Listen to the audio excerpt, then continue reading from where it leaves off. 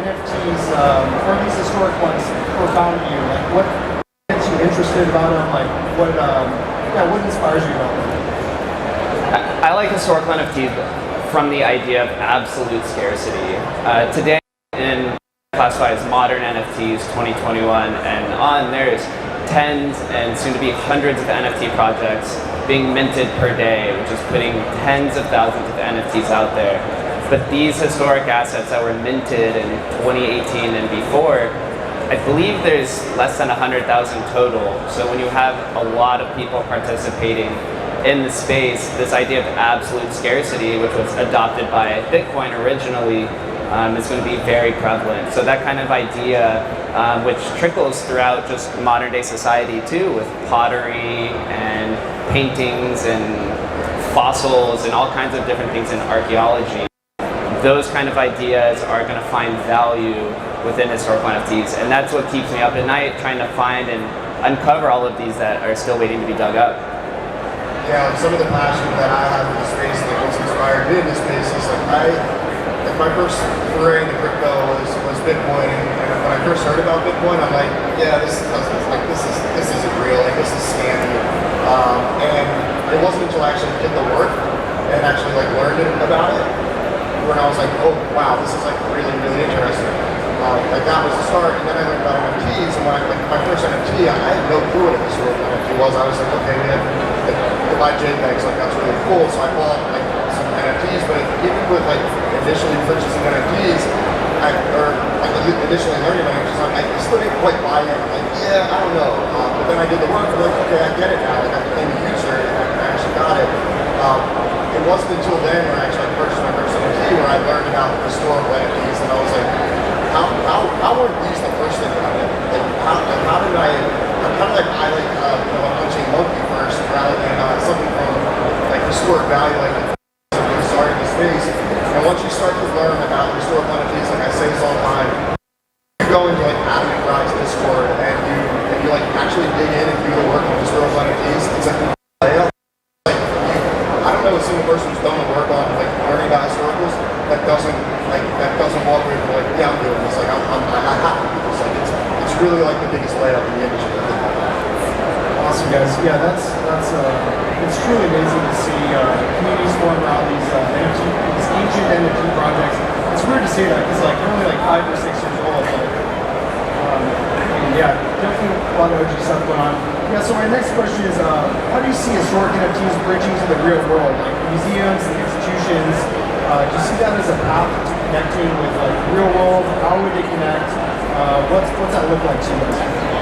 Yeah, we saw this happen already with some of the traditional auction houses, Christie's, Sotheby's, and ArtNet, who begun selling historical NFTs last year. We had CryptoPunks and Mooncats and CryptoKitties, and HeroCard full sets have already sold for millions of dollars. Even the highest NFT, one of the highest NFT sales of CryptoPunks sold for $28 million. CryptoPunks were made in 2017, so they're already finding their way, and now we're seeing different museums pick them up as well and play as a lot of the different infrastructure surrounding NFTs make way. And outside of that, we're starting to see some of the historical NFTs be built on top of. Mooncats, for example, are creating on-chain wearables, which has never been done before. And so user customization is going to be popular everywhere, and it's being built on top of a historical NFT and building history today, which is going to be prevalent across the NFT space. Yeah, like the Christie's auction just blew my mind. So we've already witnessed some of these institutions want to partake in this space, they kind of get it. Like Curio Cards, Christie's auction, like absolutely mind-blowing, absolutely crazy. So that's one thing that Jake mentioned.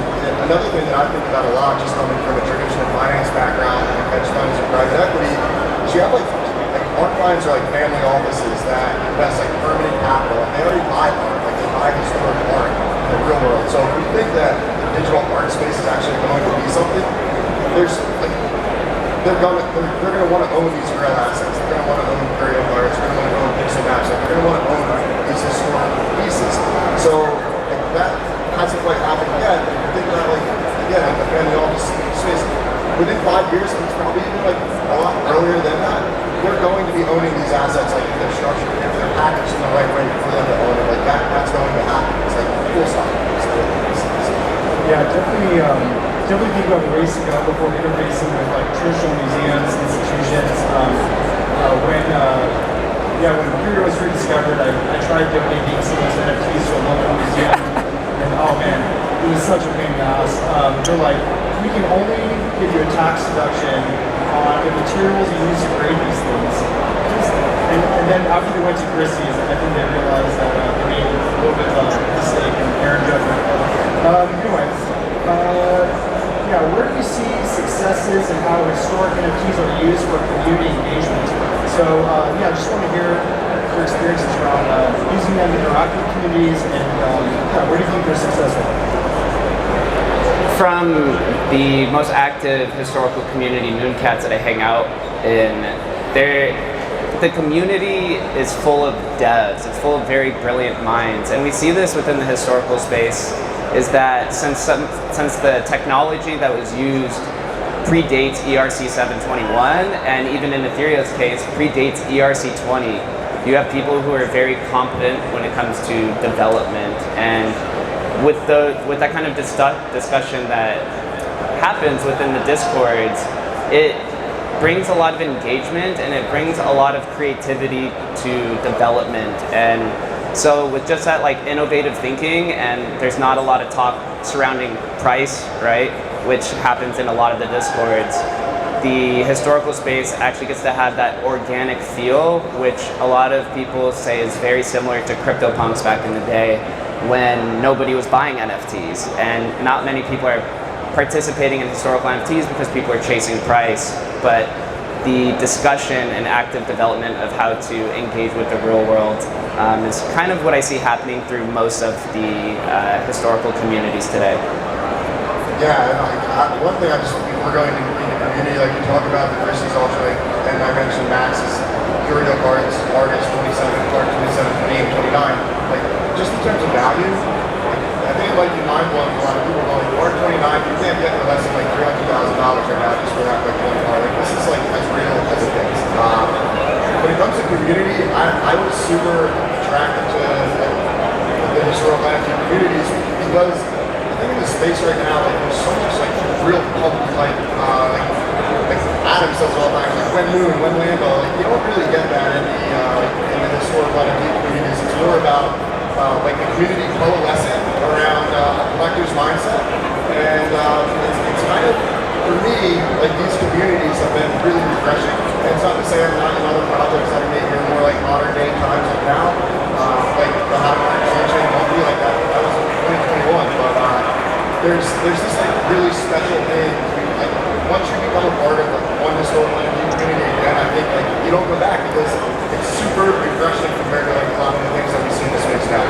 Yeah, the space really has, or the historical space really has developed the collector's mindset, which is much different from the flipper's mentality. So you see a lot more organic development, a lot more organic community engagement, and it's a lot of the same people across all of the different communities, because somebody who's purchasing a historical NFT is generally putting it in a vault and is probably will never be relisted again. Whereas in the modern space, most people who purchase NFTs, it is relisted at a 2-3 times multiple higher. NFTs, or within the historical space, the community is trying to hoard as much as possible and probably never sell and then maybe put it in a museum.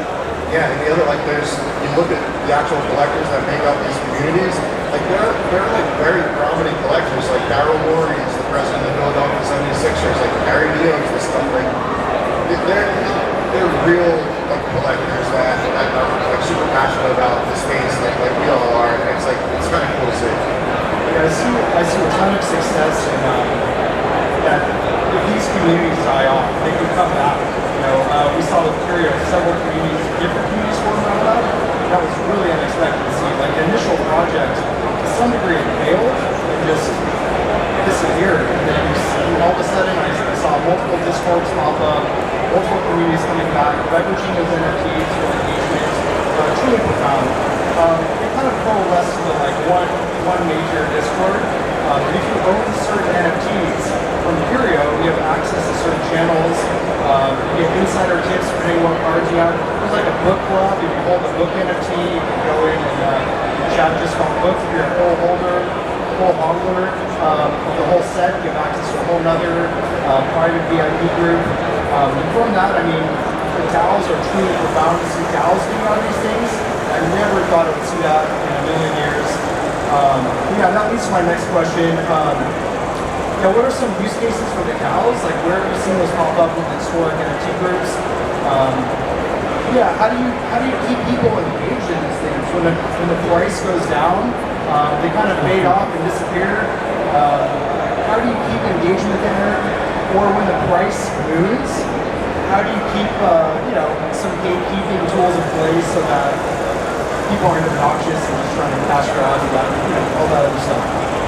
Yeah, a unique property within the historical NFT community is community revival projects. So some of these historic NFTs were minted in 2015, 16, 17, and some NFT archaeologists come across it and revive the project, but the original dev never returned. So you have a community that is now operating an NFT project, and they build what's called a wrapper so that the community that can then get some of the royalties off of it, and they create a DAO. And so it actually gives a lot of social value to the communities, and it gives them a place to channel their energies, channel their strengths, and build a community. So with DAOs, there's the Realms of Ether DAO and the Panda DAO, and there's even across other chains as well of DAOs. And so they've turned into investments. Realms of Ether is planning to buy a castle. Panda Earth is creating a DAO for panda conservation, which are 2017-18 projects. So there's a lot of impact within the DAOs of people who are reviving project and either continuing to return the original vision of the dev, or completely construct it to what the community feels is best for them. Yeah, DAOs are super interesting. We're still figuring out a lot about DAOs right now, and learning through it. It's funny because this guy was working with DAOs 5 years ago. Probably knows what a DAO was back then, but look at things like user DAOs, like a huge collector of historical artifact, like NFTs. We're already seeing that sort of those kind of clubs form around the space. But I think it really all goes back to the expectation, how do you keep people engaged is one of the things as well. If the price is kind of stable or not, it comes to expectations on the front end. I think going back to the community and how they coalesce around a common theme of that collector's mindset and wanting to own really interesting assets that could be valuable long term. There's not that whole let's watch the corporate. When you come into the expectation of a long term investor's mindset, you're not quite as concerned on a day-to-day basis when you're not out trading them. So, I think we all believe that historical NFTs are going to be a really big thing. And he asked the question who here owns them?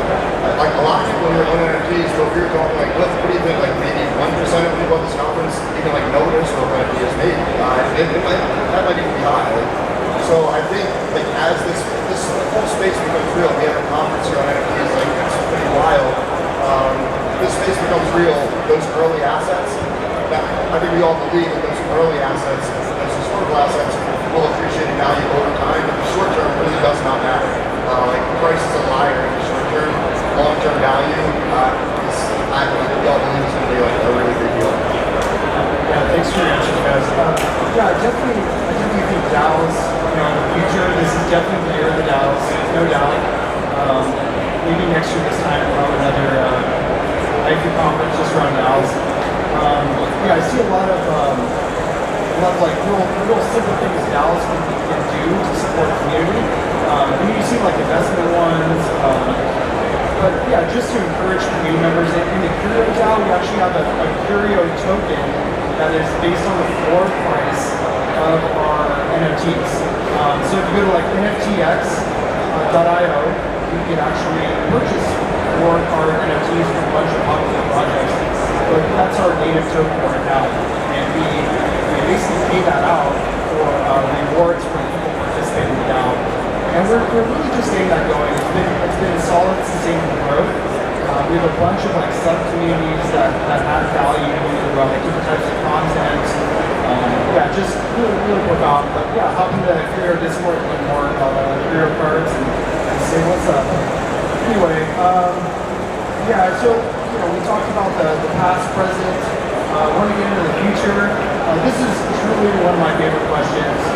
Where do you think historic NFTs are going? Where else are they going to be used?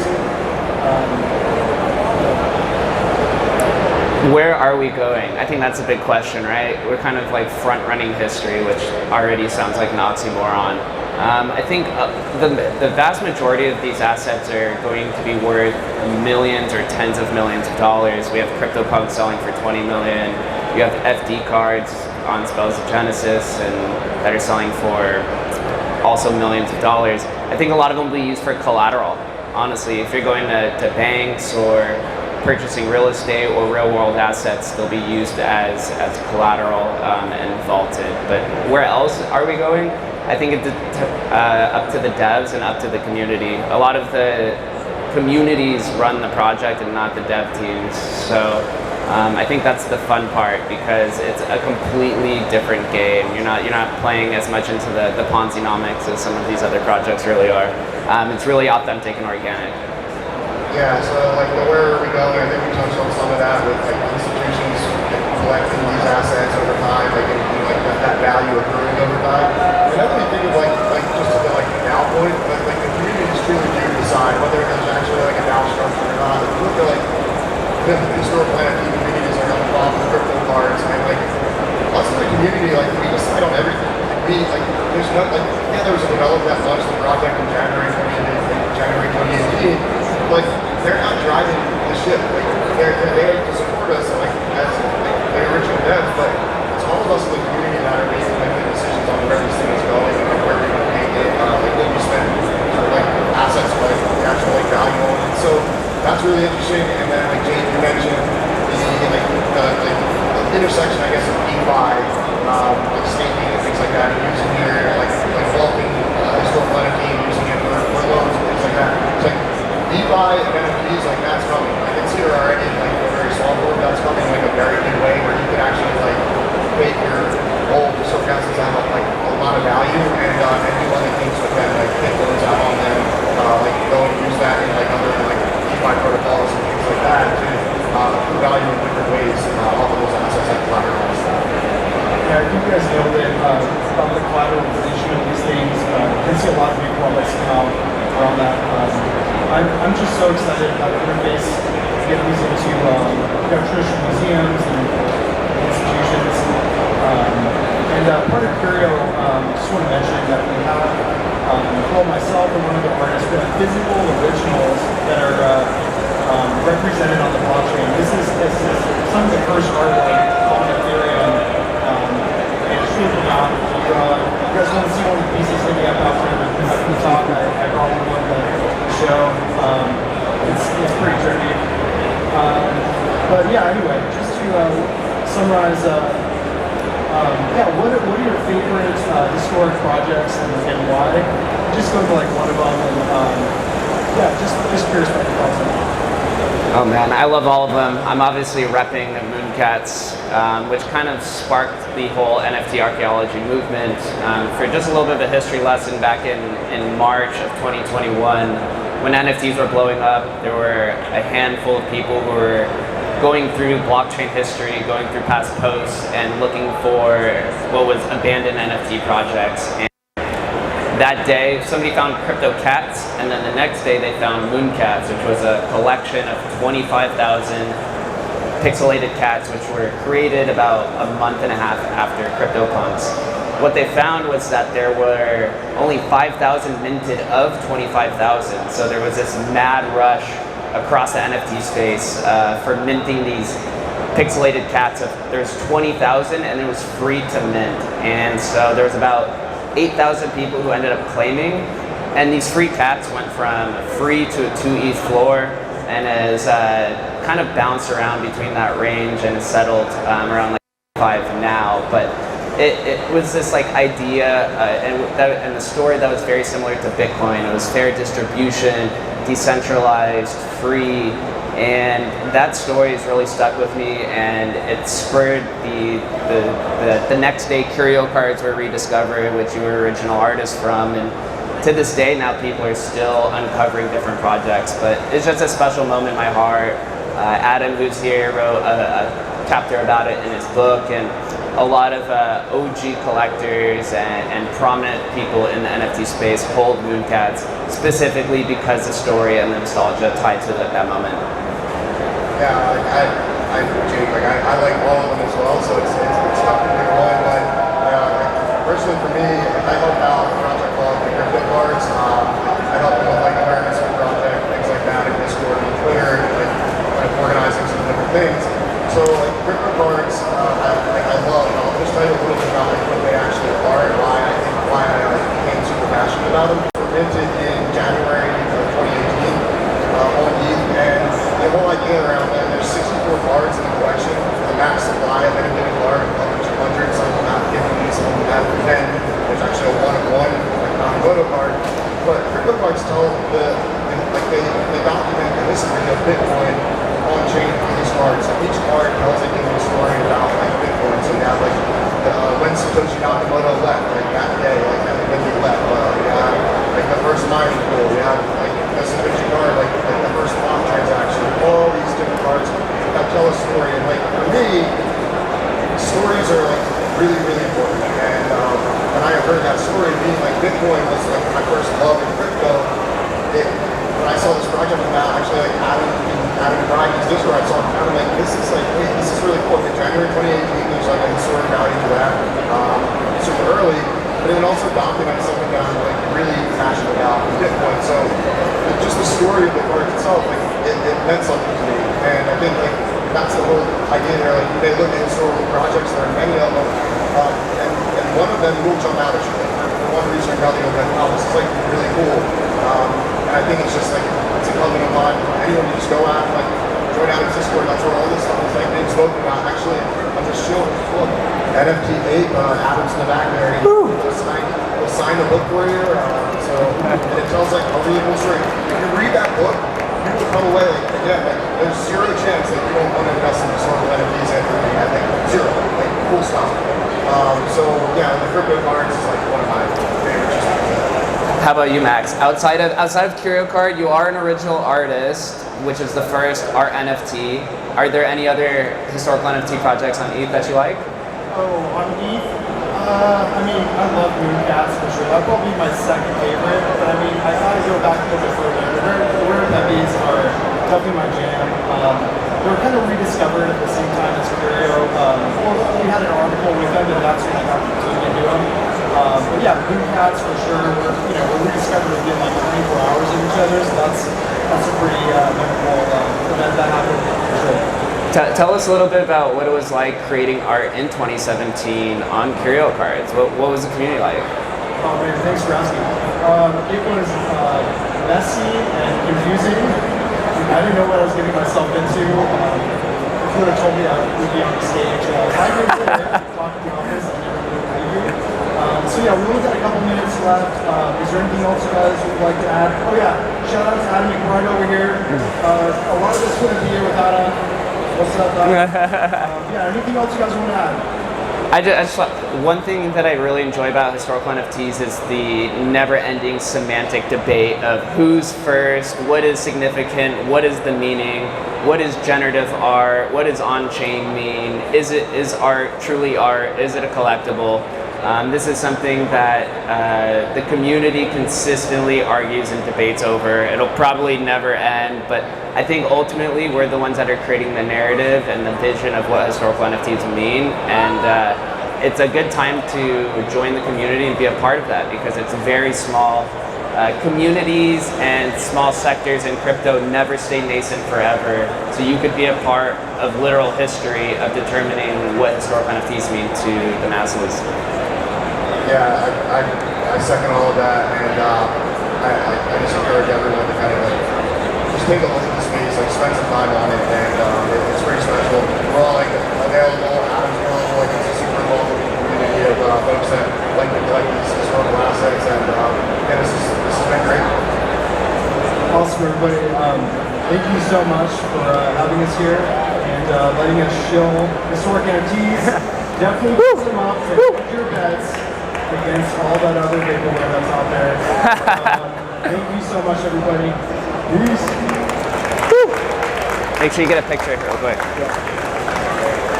Here. Awesome. Bye, Moon Right. Cats. Shit. I feel like I just got an awesome